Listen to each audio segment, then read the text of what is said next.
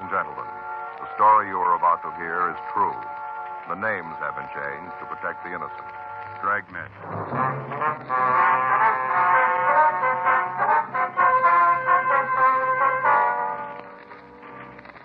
You're a detective sergeant. You're assigned to robbery detail. A supermarket in your city has been robbed. The thief wore a disguise. You don't know who he is or what he looks like. Your job, find him. It was Wednesday, August 13th. It was warm in Los Angeles. We were working the day watch out of robbery detail. My partner's Frank Smith. The boss is Chief of Detectives Thad Brown. My name's Friday. I was on my way into the office, and it was 7:58 a.m. when I got to room 27A. Robbery. Morning, Frank. You been in long? About 10 minutes. It's going to be a hot one today, isn't it? Yeah, that's what the paper says. Anything in the book? No. How about those mugs? They come in from Barton? Yeah, I put them in your box. Thank you. Did you take a look at them? Hey, Frank. What? I said, did you see the mugs? Oh, no. All right. What's the matter? Faye? What happened? Joe, you know me. You know how I feel about Faye. So you got to know I didn't mean anything by it. You didn't mean anything. Certainly not. The farthest thing from my mind. What was? What she thought I meant. You know, Joe, sometimes I think Faye just don't understand me. Well, I don't understand you either on this one. Oh, that's right. You weren't there. No. Sort of got to thinking to myself you were. You know how a guy does. Uh-huh. I got to thinking to myself, and I got a problem. You kind of think your old buddy knows all about it. Yeah. So I got to fill you in. I'll tell you all about it. Right now. Yeah. You see, after dinner last night, we had those Swedish meatballs that Faye makes so good. The what? Meatballs. Swedish ones. Oh, yeah, I know. I had those out there. Yeah, wonderful. Very good. Yeah. Excellent. Well, after dinner last night, we went into the living room, sat down to watch the television. Mm-hmm. I switched on the set, and I kind of arranged the pillows and settled back. A couple of minutes later, Faye comes in with a box. One of those big flat ones like dresses come in. Mm-hmm. Yeah, I know. She bought a new dress. Joe, that's why she fixed the meatballs.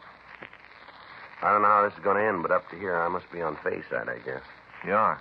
Well, I don't understand any of it. Oh, well, I'll straighten that out. You see, whenever she wants me to go along with something she's already done, she always makes Swedish meatballs.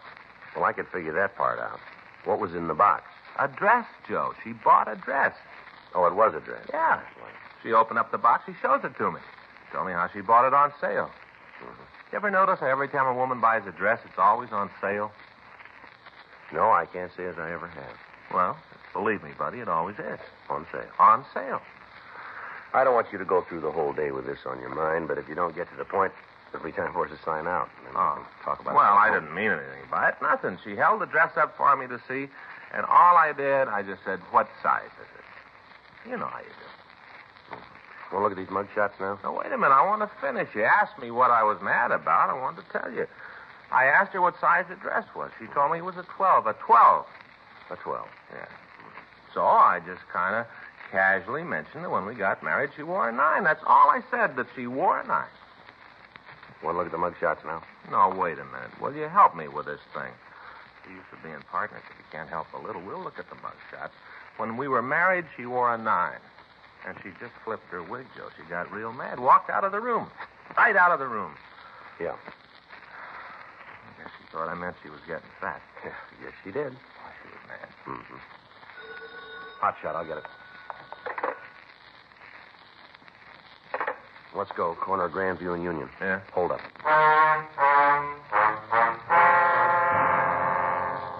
By the time we got to the supermarket, a broadcast carrying the description of the suspect had been gotten out to all cars in the city. A small crowd of people had gathered in front of the store, and the officers from the radio unit were attempting to keep them back from the entrance. An ambulance had been called, and when we got there, the attendants were giving emergency treatment to the day manager of the store. He'd been struck on the left side of the head, just above the ear, by the suspect when he'd made his getaway. The attendant told us that the man was suffering from a mild concussion. Frank and I entered the store and talked to one of the policemen who was there. He led us back to a small office in the rear of the place where we met the other two victims. One was the cashier of the store, Irma Watson. The other was the man who had the meat concession in the store, Tom Spence. We asked him to tell us what happened. First thing I saw of him was when I parked my car out in the lot.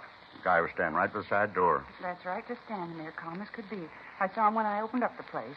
Mm-hmm. You want to go ahead? Well, I unlocked the door and we all came in. The man did, too, just walked right in. We don't normally let people come in for 8, hardly ever. But since Gerald was there, we figured he could take care of the man. What do you mean Gerald's the man in the ambulance? Yeah, that's right. hold-up fella gave him an awful clout on the head. Gave him concussion. Concussion to the head. Tell you something about that, too. What's that, Miss Watson?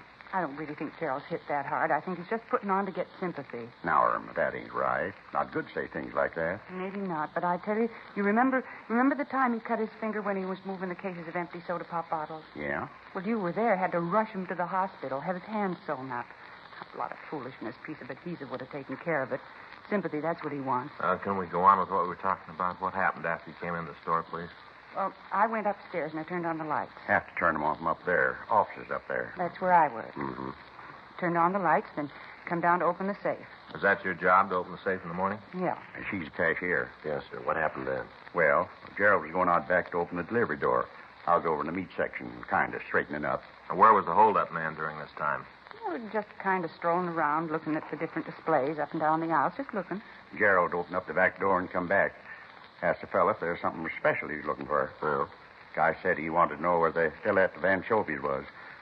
Gerald told him. The fella went back to get some. That's what Gerald thought, but we know different now. Yeah, a lot different. All right, would you go on, please? Well, I was upstairs counting the receipts from yesterday, getting the bank statement ready. Irma's a cashier. Yeah. Yeah, we know. Would you go on, please? Well, first thing I know, the man's standing right behind me, holding this gun pointed right at me.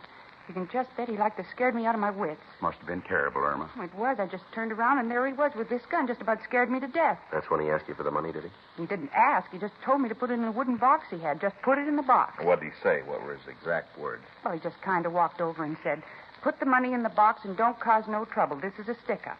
Like that, he said it. Irma did just what he said. Yes, sir. I gave him the money, dumped it all in the box, just like he said. Then he told me to lay down on the floor. Just told me to lay down and not to make any noise or he'd come back and kill me. I think he'd have done it, too. I think he would have, Irma. That's why I did what he said, flat on the floor. Did he have the box when he came in? Yeah, I had it under his arm. I was down behind the meat counter, and all of a sudden I heard this scream. That was me. Yes, ma'am. I let out a yell, and Tom here heard it. Yeah, so did Gerald. We kind of looked at each other, and then I grabbed the meat cleaver and started up the stairs. I didn't know what was wrong, but I did know Irma was in trouble. I appreciate that, Tom. Well, I knew you were in trouble, and I came running. Got the stairs, come up the office, and then I saw him. He was just coming down. He still had the gun, did he? Yeah, had the gun in the box. I didn't know what was in it at that time, but I had an idea. I just hefted the cleaver and started up the stairs. He stopped when he saw me. Stopped right in his tracks. Tom's awful brave. Yes, ma'am. So he told me to get out of his way or else he'd kill me. The way he was pointing that gun around, kind of believed him. So I backed down the stairs and him right behind me. All the time he had that gun pointed at me. Where was the manager all this time? You mean Gerald? Mm-hmm. I don't know. I was upstairs. Well, I saw him. He was down by the cash register in front. He saw this guy coming down the stairs, and he ran for the phone to call the police. The fellow saw him, and he took off after Gerald. I thought he was going to shoot him, but he didn't. Just hit him. Give him a concussion to the head. He's after sympathy, that's all. Oh, now, Irma, you're wrong. I've seen it. He gave Gerald an awful hit, right along here. Real hard. Now, which way did the man go after he left the store, please? He ran down that way, down Union. Uh-huh. Now, will you describe the man for us? Well, He he was was about about the 5 feet funniest looking 6, fella and I he ever was... saw. It'd be a little better if you told us one at a time. Huh? I guess you'd never get it that way. It'd be a little difficult for you. You go ahead, Irma. Well, I told the other policeman he was about the funniest looking little man I ever saw. Real little. Oh, not really. I think he just kind of hunched over. Well, he looked little. About how tall was he? Oh, about 5'8", maybe 9. Guess that's about right. Tell him about the way he was dressed. Oh, yes. Had on this black overcoat and a hat, all pulled down over his eyes. The hat, I mean. What color was his hair, do you remember? Well, what I could see of it was kind of blonde, light-colored. Yeah, that's right, and he had a mustache. Yeah, real big. Looked like the old-fashioned kind, like the people wore when I was a kid. You know, handlebar, black. Real black. Mm-hmm. When he left the store, did you notice if he got into a car? Yeah, he did. I saw him run down the street and jump in one, a dark color. I'm not sure what kind it was. I think it might have been a Hudson, late model. I saw that. I was looking out the side window upstairs, and I saw the same thing. Did you tell the other officers about it? Well, I didn't. And neither did I. I guess we better get out a broadcast on it. Yeah. Did you happen to get the license number of the car? Yeah, that's where I went to work. Got it written down right here on my apron. See? Numbers ain't too plain, but you can make 'em out. No, sir, I can't. You'll have to help me there. I got it, too. Right here. I saw him get in the car, and I wrote it down. Uh-huh. Thank you. Having the number of the car is going to make it easier to catch a fella, ain't it? I should make it a snap. Just find out who owns the car, and that's the man. Well, it's not going to be that easy, I'm afraid. What? Both numbers are different. A supplemental broadcast was gotten out carrying both the license numbers that the victims had gotten. Frank put in a call to DMV asking him to forward all information on the numbers. The crime lab crew came out and went over the place for fingerprints, but they were not able to turn up anything that we could use. We continued to question the butcher and the cashier. We got a complete description of the thief. The one outstanding thing that both of them agreed on was the mustache. Both said that it was a direct contrast to the color of the man's hair and said that it might have been darkened with shoe polish or some kind of grease. People in the vicinity were questioned, but none of them were able to supply us with any new information. The injured manager was removed to Georgia Street Receiving Hospital for emergency treatment and then referred to his own doctor. Frank and I talked to him, but he only verified the story that we'd gotten from the other two people in the store. 12:45 p.m. We returned to the city hall and asked the staff's office to start a run on the M.O. for us. The victims were asked to go through the mug books, but they were not able to identify any of the photographs. Frank and I spent the rest of the day talking to the other storekeepers in the vicinity of the robbery. We asked each of them if they'd seen anyone loitering in the area, anyone who looked suspicious. From each of them, we got the same answer. None of them could help us in establishing the identity of the suspect. The kickback on the license number came in from Sacramento, but when we checked out the information, we were no closer to apprehending the thief. The next morning, Thursday, August 14th, Frank and I met in the squad room. Hi, Joe. Morning. How's my old buddy this morning? I'm all right. You sound happy. The problem with Faye straightened out? Oh, yeah, sure. Got home last night. Everything's great. Is that right? Hey, we started last night. What's that?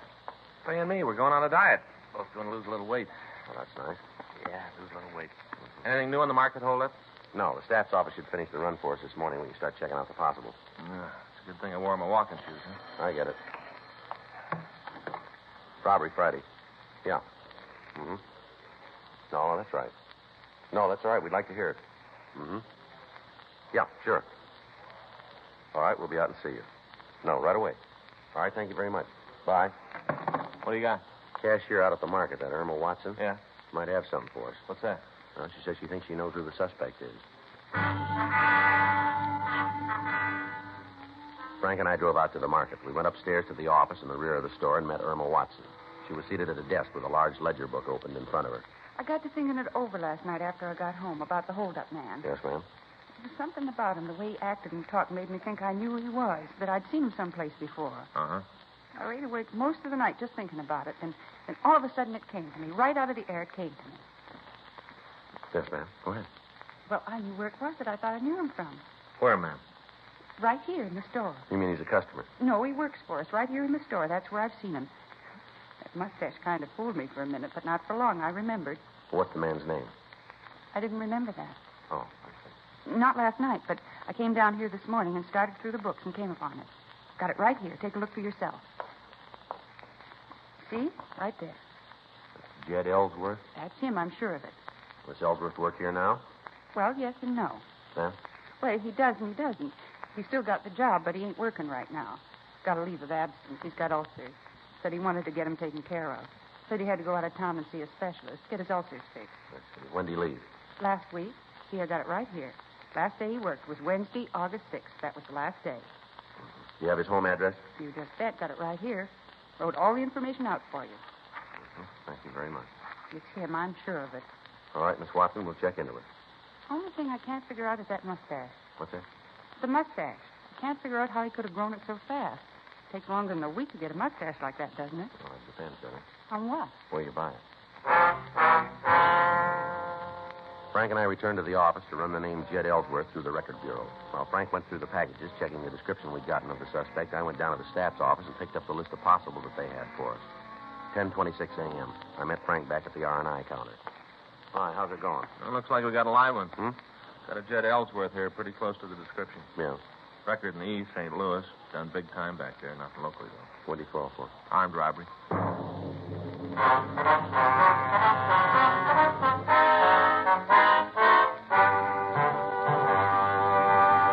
You are listening to Dragnet, the authentic story of your police force in action.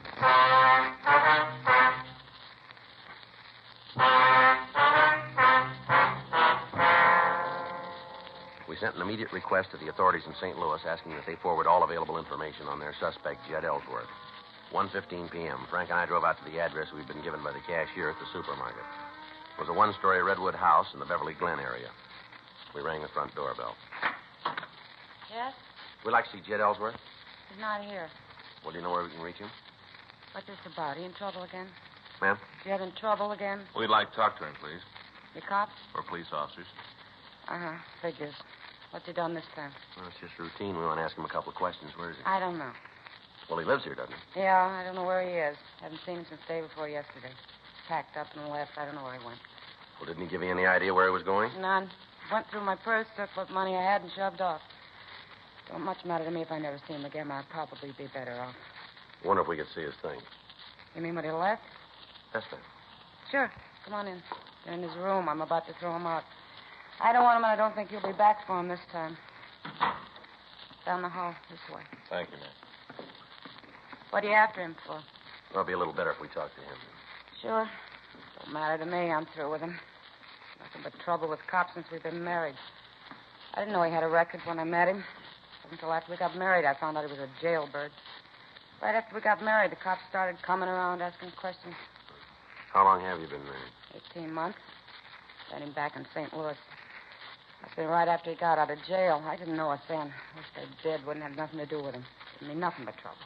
Would you know if he has any people in California? That I ever saw. He never talked about him. Does he drive a car? Jed? Yes, ma'am. No, didn't own one. Whenever he needed one, he'd go to one of these rental agencies, rent one. This is his room. Stuff's there on the bed. Thank you. I'll check it. I'm going to throw it all out. Anything there you want, just take it with you. I don't think that'll be necessary. Well, the offer's still good. What you don't take, I'll throw out. Your husband got any close friends at all in town? Yeah, a couple other bums. Can you give us their names? Only one name I know, Larry Jessup. Him and Jed used to pal around all the time. I think his job at the store took up too much pal time. That's the reason Jed quit. I understand your husband had trouble with his stomach, is that right? Yeah, ulcer. Was he under the care of a doctor? Uh-huh. All the time taking pills and eating special things. Got to the point where nothing I cooked was right for the ulcer. We did nothing but fight all the time. Miserable 18 months. I'm glad he's gone. Never see him again. It'll be a week too soon. Can you give us the doctor's name? Yeah, it's one of the bills there. Got it in with the rest of them. Reminds me, can you answer me something? Oh, what's that? Am I responsible for his bills, the ones he ran of himself without my help? I got to pay him? Well, ma'am, that's not a police problem. You better check with a lawyer on that. A lawyer? Yes, ma'am. More expense. Seems like all I do is put out money for him. Boy, I'm glad he's gone. Do you have a picture of him? You mean like a snapshot? Yes, ma'am. No. Jed wouldn't let nobody take pictures of him. Said it was bad luck. He had a mustache, didn't he? That's inside him. Miss Ellsworth, Yeah? you know what's on these dictograph records? Oh, those are mine. I'm a stenographer. Sometimes I do work at home. Those are mine. Oh. Just letters. The one thing he ever did for me. What's that? Made that box for records. Real big thing. Took him all day to make it. Just a plain, simple wooden box. I thought it was a Taj Mahal. Only thing he ever did for me. Your husband get many phone calls here? No, not that you'd notice. Larry'd call once in a while. I told you they was real pally. Yes, ma'am. You ever hear any of the conversations by any chance? Just on this end. You know what they were talking about? Not too good. They used to get real secret. You know, low voices. They were planning something, though. I don't know what it was, but they were planning something. Well, this fellow Jessup, he drive a car? Yeah. You know what kind? Yeah. New Hudson.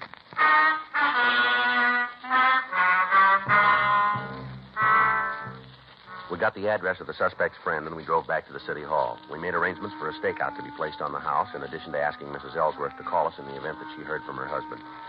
We ran the name Lawrence Jessup through R&I, and we came up with a criminal record for him that listed several arrests for burglary and auto theft. According to his package, he'd never been convicted in California. We sent a teletype up to George Brereton, CII in Sacramento, asking for further information on the man. 4:50 p.m. Frank and I left the office and drove out to the address given us by the suspect's wife. It was a large boarding house in the Hollywood Hills area. We talked to the landlady. She told us Jessup wasn't in, but that she expected him by 6 p.m. We asked if she'd ever seen a man answering Jed Ellsworth's description. She said that such a man was a frequent visitor in Jessup's room. 5 p.m. Frank and I, in the company of the landlady, checked the room. We found nothing to tie Jessup in with a robbery. We waited for him. 5:58 p.m. He came up the stairs and opened the door. What are you guys doing here? Police officers. This is Frank Smith. My name's Friday. I still want to know what you're doing here. Got a couple of questions we want to ask you, Jessup. Go ahead. I got nothing to hide. Ask. Where's Jed Ellsworth? I don't know. I haven't seen him in a couple of days. Why? Understand you two are pretty good friends. We're friends. The guy's off his rocker. How do you mean that? What I said. He only got out of the can a couple of years ago. Right away, he's doing his best to get back in. Is that right? Sure. A couple of days ago, he called, said he had to see me right away. Had a big idea for both of us, make a lot of money. Yeah. Well, I don't want to have to work all my life, so I told him I'd listen. He laid out this big deal where he could knock off a supermarket. Told me he had it all planned, how'd it all work out real good. Couldn't miss. Mm-hmm. I told him I didn't want no part of it. I could sure use the dough, yeah, but not to take a chance on going to jail for it. I already got a record. I had enough to do with cops to last me the rest of my life. Been lucky the last couple of times. It didn't fall, but I don't want to press. I'm punching the clock now, and that's the way it's going to be. I told him that. Did he say he was going to go ahead with the job? No, I just said I was crazy not to pick up some easy money. You heard from him since then? Yeah, I saw him yesterday. He came over in the morning. Told me to forget all about the market job. Said he realized it was wrong. Asked me to drive him out to Pomona. What for, did he say? Yeah, he said he'd walked out on Hazel. That's his wife. Yeah, we know.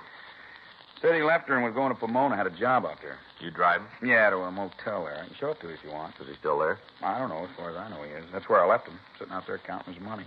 What money? He told me he drew all the dough out of his and Hazel's account. Said she wasn't going to get any of it. Must have had about $4,000. Uh-huh. You know what bank he had the money in? No, he didn't say. I didn't know him and Hazel had that much. Of course, she works pretty hard. Thrifty, you know. Jed always said she was stingy. A lot of money. Uh-huh. Yeah, had it in this wooden box, all stacked in there, real neat. Hard to believe. What's that? About the box. Jed's about the laziest guy I ever knew. Last one to work with his hands. Sure proud of it, though. Said he made the box himself.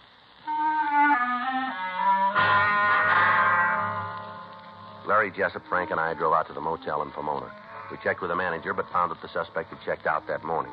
Fortunately, the room had not been cleaned yet, and we went over it. On a shelf in a closet, we found the wooden box that Jessup had spoken of. It was a duplicate of the one that we'd seen at the suspect's home. We told the manager we were taking it with us and asked her to notify us in the event Ellsworth returned. We asked if he had a car when he left. The manager told us he didn't, but that he had asked for the name of some automobile rental agencies in Pomona. Jessup and I went out to our car and waited for Frank to come back from the suspect's room. Sure looks like he pulled a robbery, huh? It seems to fit him real good, doesn't it? Joe? Yeah. Look at this. Found it under the bed.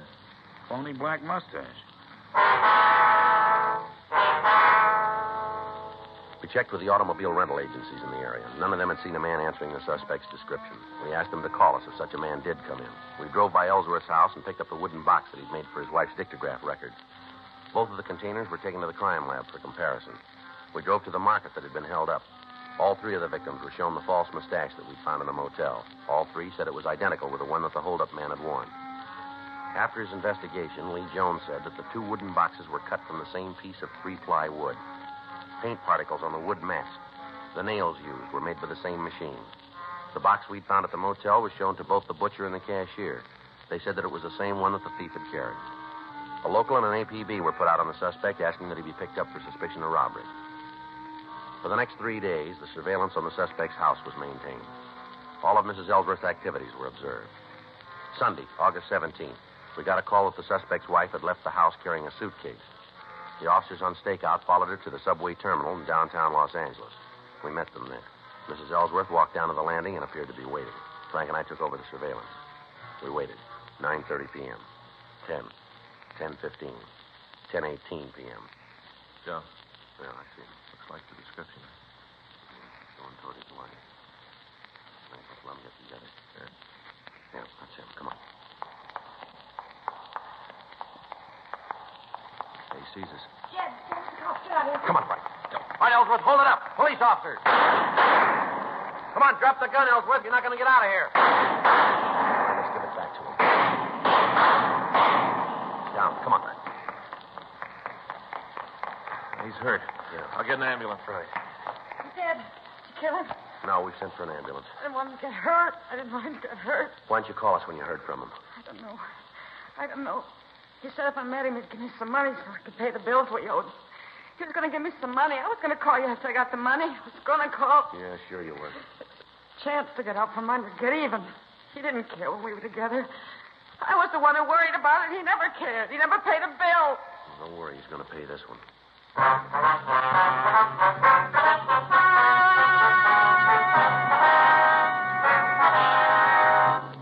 Jed Warren Ellsworth was tried and convicted of robbery in the first degree and received sentence as prescribed by law.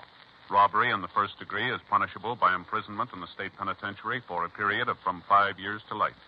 You have just heard Dragnet, the authentic story of your police force in action, and starring Jack Webb, a presentation of the United States Armed Forces Radio Service.